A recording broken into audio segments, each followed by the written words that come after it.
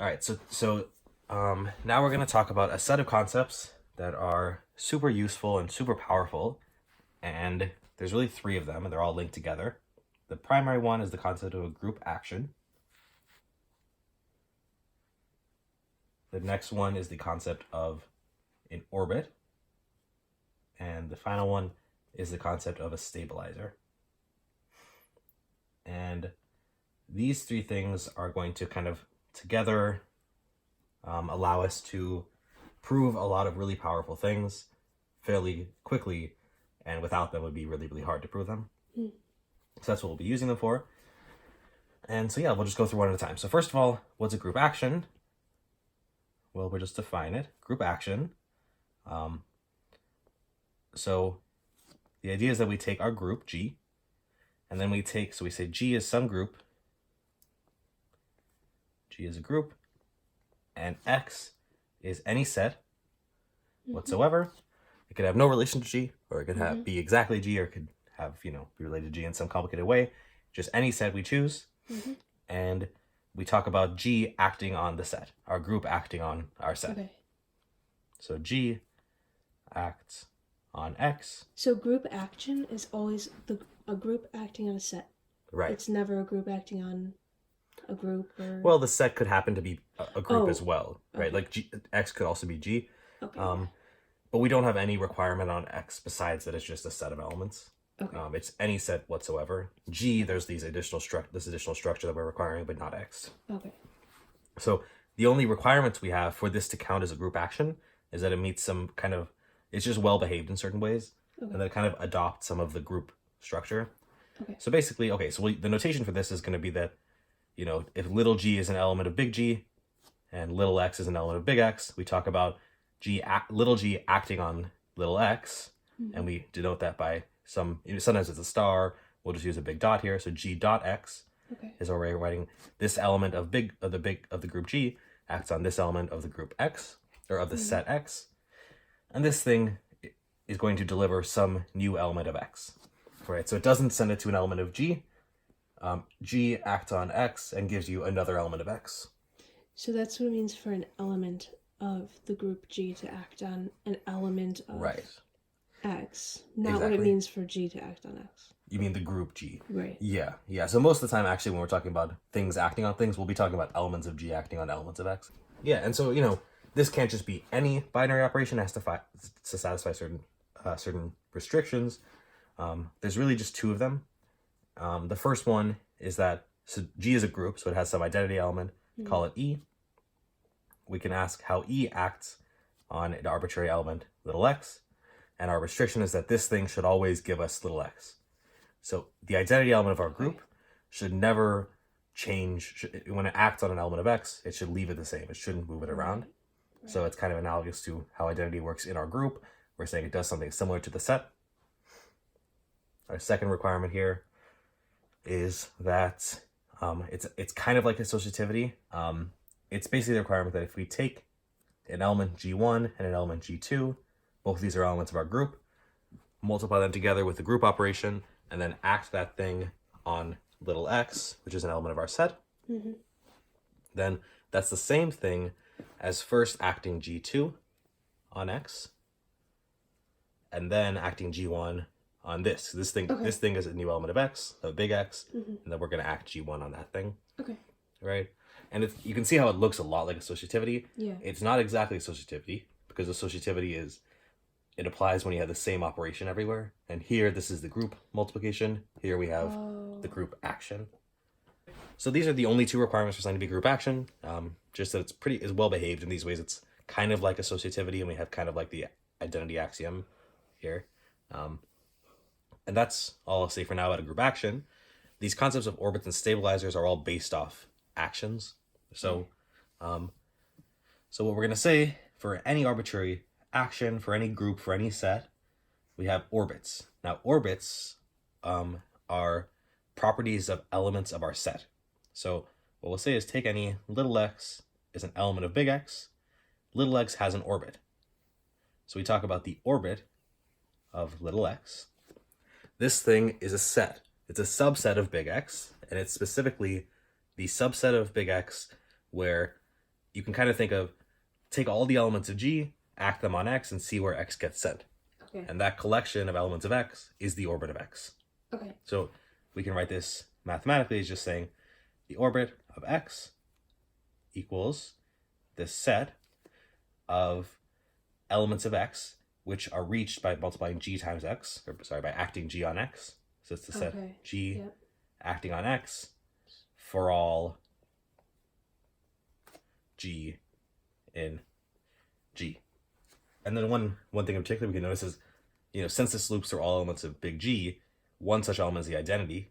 Mm-hmm. And we already know from our definition of group axiom that when you act the identity on X, you get back X, which says that X is an element of its own orbit, which kind of makes sense. X is in its own orbit. So X, X is always sent to itself by some element. At least one element. It actually will not always turn out to be exactly one. Some actions will have multiple elements that send it back to itself. And that actually leads us to the next concept, the stabilizer. So I'll just say what this concept is, then I'm going to basically prove some quick little things about orbits and stabilizers. Cool. So stabilizers.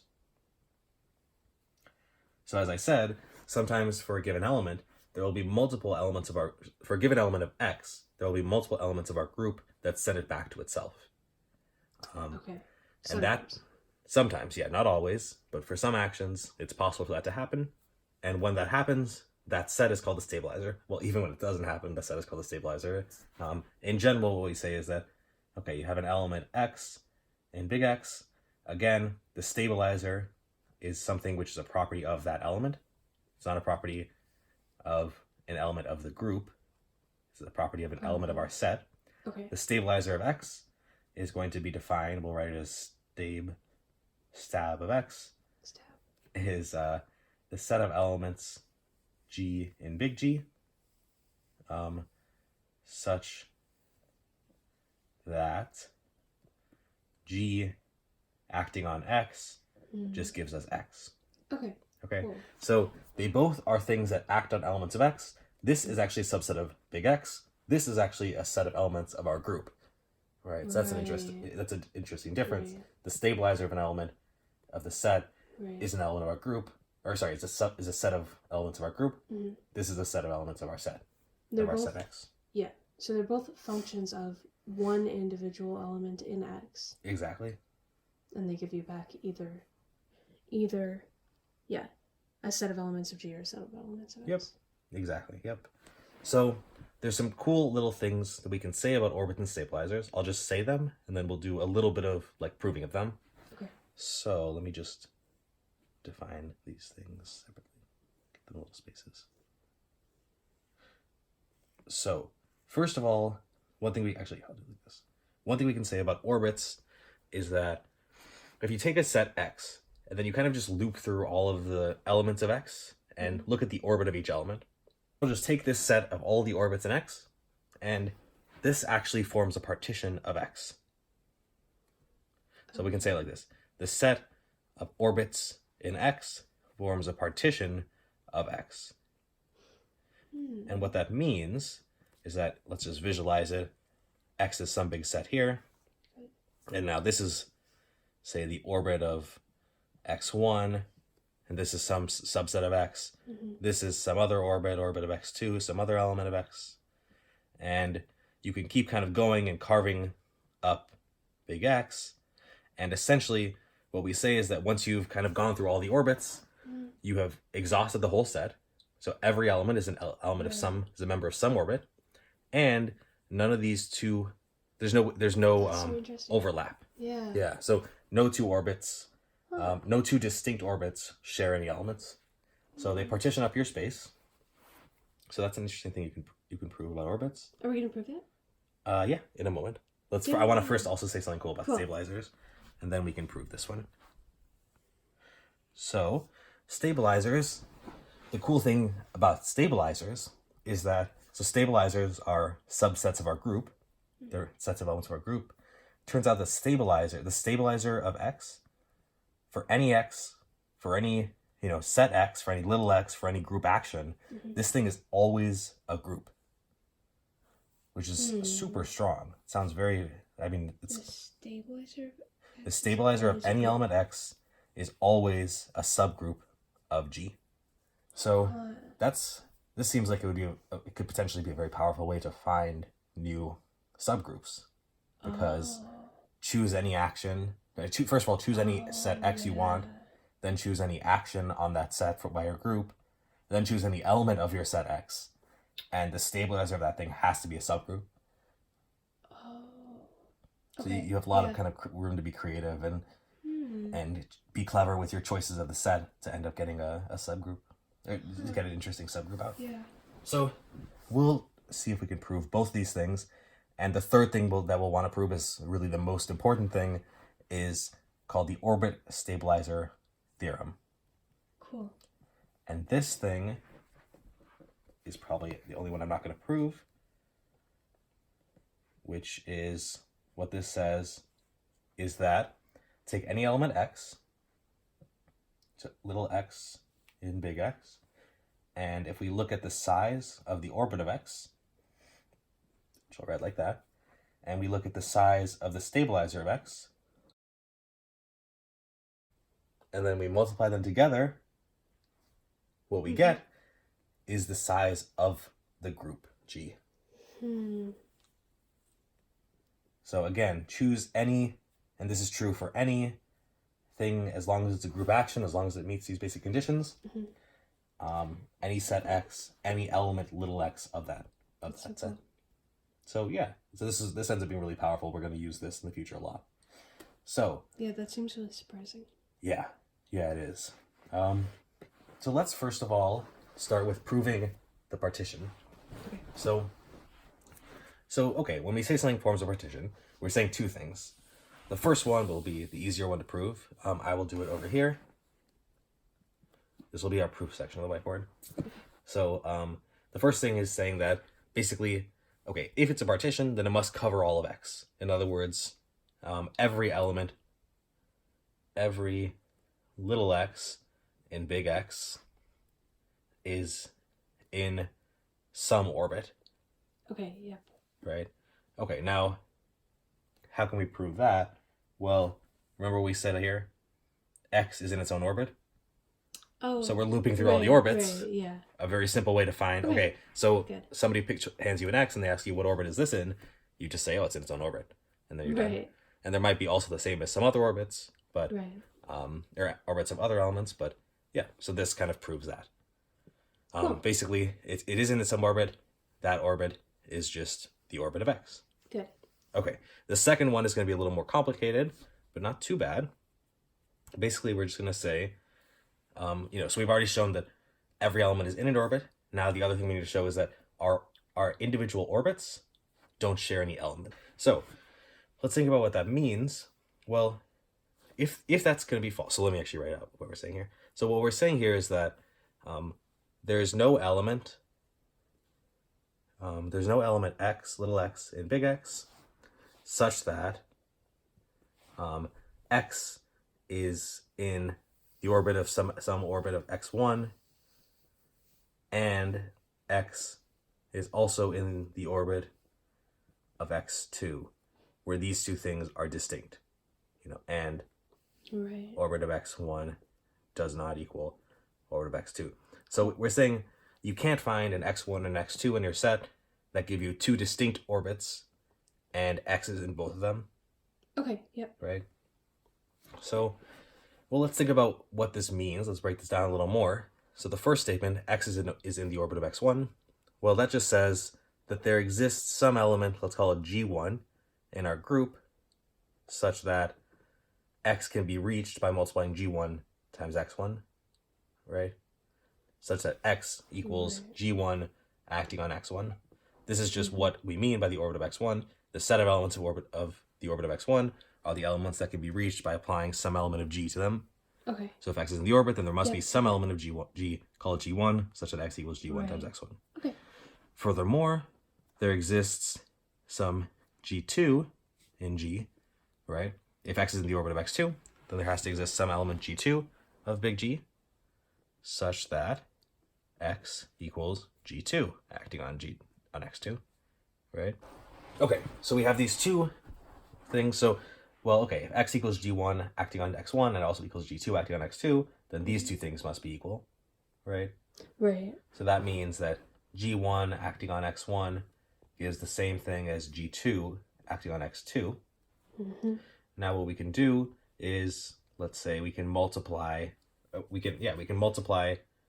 this thing is an element of x, so we can act on this element on the left by g2 inverse. We know g2 inverse exists because G is a group. Mm-hmm. So that would mean g2 inverse acting on g1 acting on x1 had to be equal to g2 inverse acting on g2 acting on x2. Okay. Right? Good. And then that would also mean that, by this kind of pseudo-associativity, compatibility, that's what it's called. Oh. Yep. I don't know why. So that we can switch these around, so then this is just saying g2 inverse times g1 acting on x1 has to be equal to, g2 inverse times g2 is just going to be our identity. Identity acting on x2 by this guy is just going to be x2. Right. Okay, but now look, x2 is just an element of G. That's all this guy is, just some element of G acting on x1.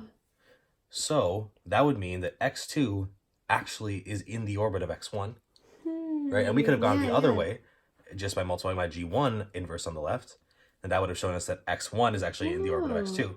And so what we've shown is that really these two are these are the same orbit. Yeah, and they have to be. They have to be. Yep. If we assume that there's an element that's in both. Right. Yep. No matter what, if there's an elephant that's in both. Yeah. So that's basically our proof. So we have a partition. Cool. Okay, so that's proof number 1. Next proof is that stabilizers are subgroups. And this is a kind of cool one. This is actually, I think, fairly easy, surprisingly easy. Okay. So what we ask, so let's write down again. We have stabilizer of x is just some stabilizer of x is some subset of G. It's just some set of elements, little g of G, such that G acting on x gives us back x. So G keeps x the same. Okay. So is this thing a group? Well, to be a group, you have to satisfy the 4 axioms. First axiom, closure. So what that says is take 2 elements of this, take 2 things in our stabilizer, multiply them together.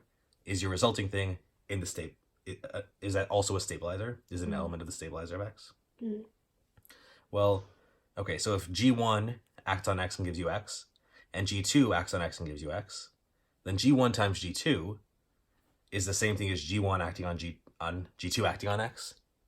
So G2 acting on x gives you the identity, gives you x, and then G1 acting on that thing will also give you x. Right. And so G1 times G2 has to also give you x. Okay.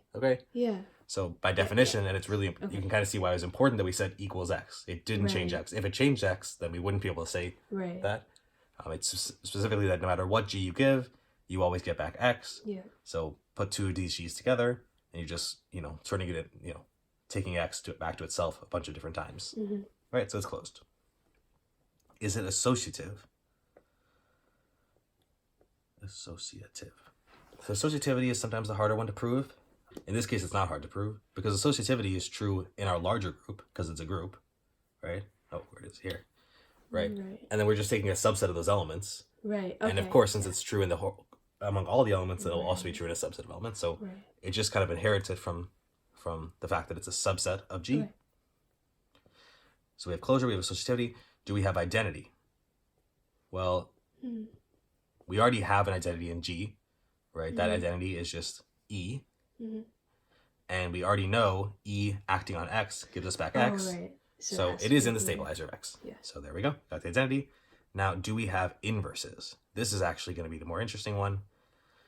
So we have to show that if G is in our stabilizer, if G is in the stabilizer of X, then no matter what G is, G inverse also needs to be in our stabilizer. So to prove this, we're just going to again use, what do we mean by the stabilizer? So if G is in the stabilizer of X, that means that when you act G on X, you get back X. Okay. Well, if you act G on X, you get back X, then take this equation and act both of these elements of X, of big X, on the left by G inverse. Okay, so we have G inverse acting on G acting on X equals G inverse acting on X, right? And I'll just keep this side the same, but change the left side. Use the compatibility assumption here, number 2, this pseudo-associativity. This becomes G inverse times G with the group multiplication acting on X. Now combine these two, this becomes G inverse times G is just E. E acting on X, which by axiom 1 is just X. It's just X. So we get that X equals, this just stayed the same the whole time, G inverse times X. And that's all we need to say. If G is in the stabilizer of X, then we can prove that G inverse also has the property that G inverse times X equals X. So it's also in our stabilizer. And there we go. We have inverses as well. Wow. So yeah. That's so cool.